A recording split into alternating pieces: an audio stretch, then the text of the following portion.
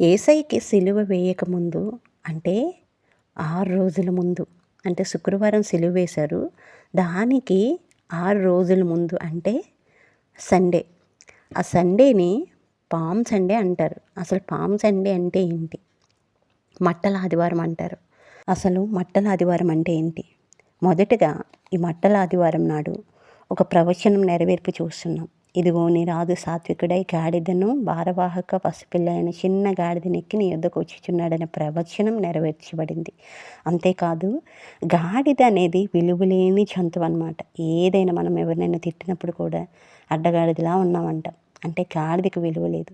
విలువలేని వస్తువుకైనా విలువలేన వాటికైనా దేవుడు విలువిచ్చేవాడు. గాడిద ఎక్కినప్పుడు ఓసన్నా చేయము, ఓసన్నా చేయము, దావీదు కుమారునికి చేయమని అందరూ స్తుతించారు. దేవుడితో పాటు ఆ గాడిదకు కూడా దేవుడు మహిమను ఇచ్చాడు. అంతేకాదు అనేక మంది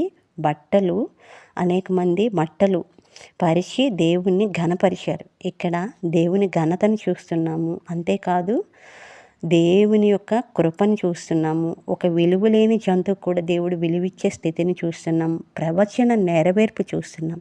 ఆ రోజు అందరూ కూడా యేసయ్యని ఘనపరిచారు. దావీదు కుమారునికి జయము, ప్రభు పేరట వచ్చేవాడు స్తుతింపబడునుగాక, సర్వోత్తమైన స్థలాల్లో జయము జయము అని చాలామంది కేకలు వేశారు. విలువలేని ఒక గాడిద పిల్లకి దేవుడు అంత మహిమను ఇచ్చినప్పుడు తన సారూప్యంలో చేసుకున్న నిన్ను నన్ను ఎంత విలువతోనూ ఎంత మహిమతో నింపుతాడో కదా.